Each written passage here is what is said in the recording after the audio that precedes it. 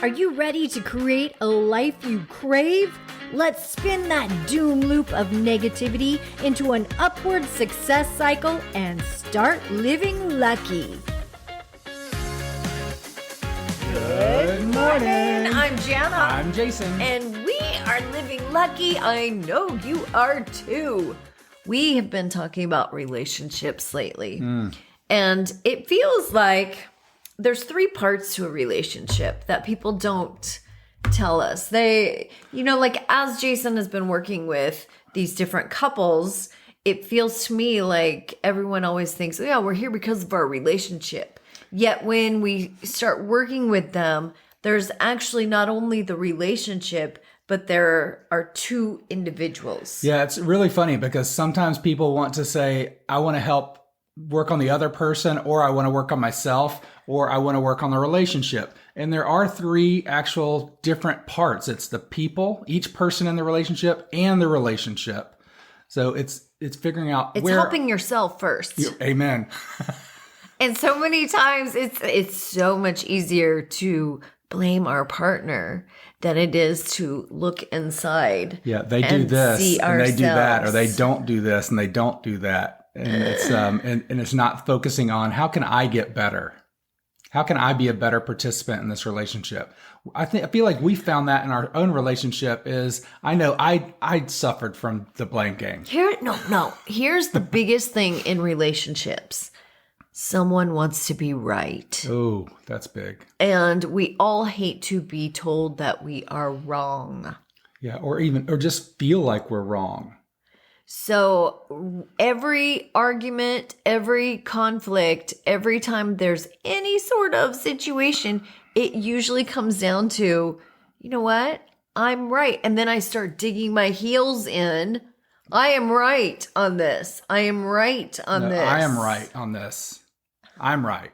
And if I'm right, then that means I must be wrong. But that's a misconception. That's a limiting belief. Yeah. Because there are multiple rights to every answer. Yeah, there's more than one truth, and it's all based on perspective and point of view. Let's go there. Let's talk about that. We all see life through a lens. And, an example that I heard is the sky is blue.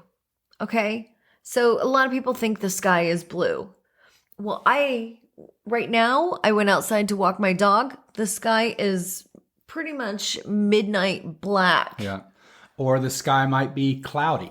Or it might be orange. Or I've been outside on our lake where there are some colors in the sky that I think I've never even seen that color before. It's incredible. So yeah, we do have a different view and different perspective, and where we're looking at it from, what time we're looking at it, what's happening in our lives. And that's the way it is in life, is sometimes we have a situation and we think this is the way. And then we don't stop and say, oh, well, wait a minute. Someone else might be seeing it in a different way, or they might be experiencing something different, or they might not have any meaning at all toward this right. that we are putting on it. It's all about the meaning we put on situations. And it's also about getting outside your body and seeing the other person's perspective. Oh my gosh, that is so huge. Right? So huge. And when you can realize that there are multiple truths, then no one has to be wrong. Everyone can be right. And then you yes and meet up. Yes. And, that was one of the biggest lessons I think you and I learned. We took improv classes early into our marriage, actually. Actually, it was probably like 4 or 5 years in. Yeah, and that was for like a year or so. We took a year of improv classes. And improv is where you get on stage and they give you some topic and you just try to be funny. You try to make a skit up about it. And the first rule of improv is you never poo-poo the otother person's idea. Don't stop stick. While you're on stage in front of an audience, when someone brings something up, whether you in your mind, you might think, oh my God, this is the dumbest route for this skit. Why are we blowing bubbles in a in a spaceship. Right. Like this doesn't anything. make sense. I don't know how we got here. However, if the person brings it up and says, yeah, you go with it with enthusiasm. Yes. You're like, awesome, let's do that. And the big difference, I think, between straight improv is in straight improv, you don't really know, like improv comedy, you don't know where the story is going. In a relationship, you get together, you decide, okay, we are extraordinary people. We want an extraordinary relationship and we want an extraordinary experience of life. Then you start defining what that is in life. And based on whoever's perspective it is and wherever they're coming from, yes, and because both parties are right if they both are agreeing on where they want to go. Another problem that arises in exactly what you were saying, Jason, is that we each have expectations. Wow, so big. And sometimes those expectations, as Jason has often said in many podcasts, is that the biggest time that we don't meet our expectation or expectations turn into disappointment is when we don't articulate them fully. Yes. And if we don't understand how to express our expectations and how to do that, there's a form of communication called nonviolent communication. And what that is that's identifying the need and being able to articulate that need in a meaningful way so that your expectations can be met or there can be an agreement or disagreement. Like, I don't agree with that, or I can't promise this. But if you can articulate it in a meaningful way and you're in a relationship, then you know, okay, this is where we both want to go. Because I'm agreeing with what your need is, and I can see that end goal, end zone, like a football. I don't even watch football. I use a lot of football references. Touchdown! Yeah, I seem to use a lot of football references. And because I don't you're talking to men. That's why. It's because you're talking to men a lot of times. And when you talk to men, and I'm generalizing right now, but a lot of men tend to they can have relate to sports metaphors. Yes. But also we huddle up multiple times a day to articulate our goals and what we want, and are we going in the same direction, much like they do after each play in a football game. And if we know that we're going to the same end zone and we can articulate it, and this is the play I'm running and this is the play I think, this is the route I'm running, then both of us know what to look for, and we still know that we are heading in the same direction. And that's pretty big. Okay, let's stick, though, today to perception and how that affects when we are in a relationship, whether it's with your spouse or it's with your kids or a coworker or a neighbor or any type of person in your life, a fellow employee. How do we deal with perception? How do we take ourselves out of our own bodies, put ourselves in someone else's? It's changing your awareness to put yourself inside their body and say, where are they coming from with this? Well, what are they thinking? What are they feeling? An example of this is my dad. Often he goes through periods of his life where he will read the classics. Now, he's done this three different times in his life where he'll take like a couple years. He's a very fast reader, but he will set aside a reading list.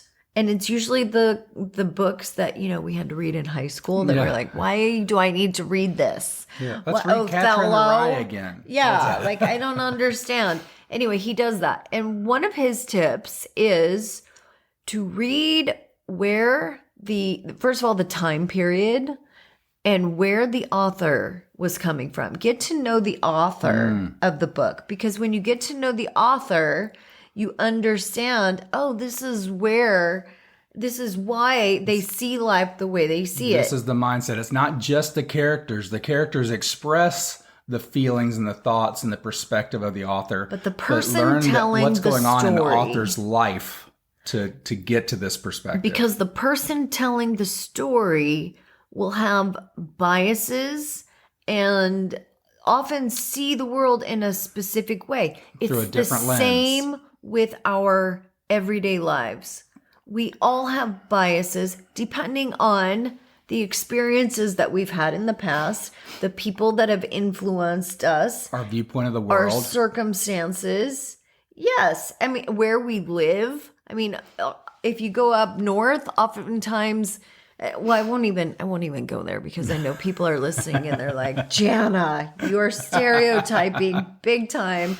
But we all have different ways of seeing the world. And it's almost like putting on a pair of glasses. Yeah, one of the analogies that I use for this is if we're both walking through the forest at night and it's very dark and we're on a wide trail and we each have our own flashlight, and the flashlight puts out a direct beam, not a flood style lighting pattern, then we're going to see what we focus on in that, and that's going to narrate our perspective and the way our viewpoint of that walk through the forest.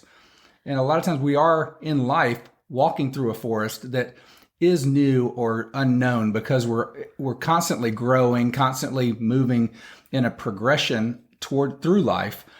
So we're going to see different things along the way. And when you're in a relationship going through that forest, if at the end of that walk, you're saying, well, why didn't you point that out? Yeah. Or I wasn't aware of My this. experience wasn't like that. I didn't see that. And you look at your partner and you're like, you were there with me. Why didn't you just say something? And why didn't you just see it? See, Because it I was goes both focusing ways. on my beam, my light. And that's the difference in perspective. Jason says, why didn't you just see it? And I said, why didn't you say something? Right. Both are right. Both are right. It's just the different way in which we see it. I communicate a lot of times. In fact, I over communicate my experiences. I want Jason to experience everything with me. Yeah.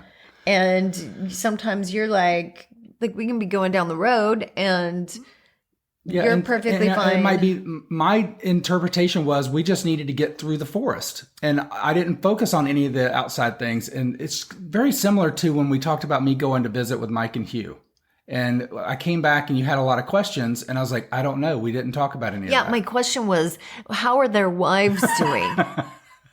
Jason says, I never asked them about their wife. Yeah. And I was like, what do you mean you spent a whole weekend with your best friends and you never talked about your wife? Or your wives, right? Not multiple wives, but there were 3 of them. You know what I'm saying? Which a very easy thing to understand is how 2 people can go to the same movie, watch the same experience, and one of them loves it, one of them hates it. See, it totally. It's the lens of what's going on in life. I heard a quote over the weekend at my manifestation conference, and this is where we should end.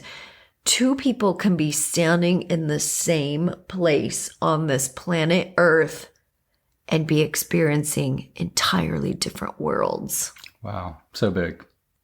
And just to put a little button on this conversation, how do you close that gap? How do you bridge that gap? One tool that I'm going to share with everybody that I just think is so valuable is just take your awareness and try stepping into the other person's shoes. And instead of saying, no, that's not it, get curious.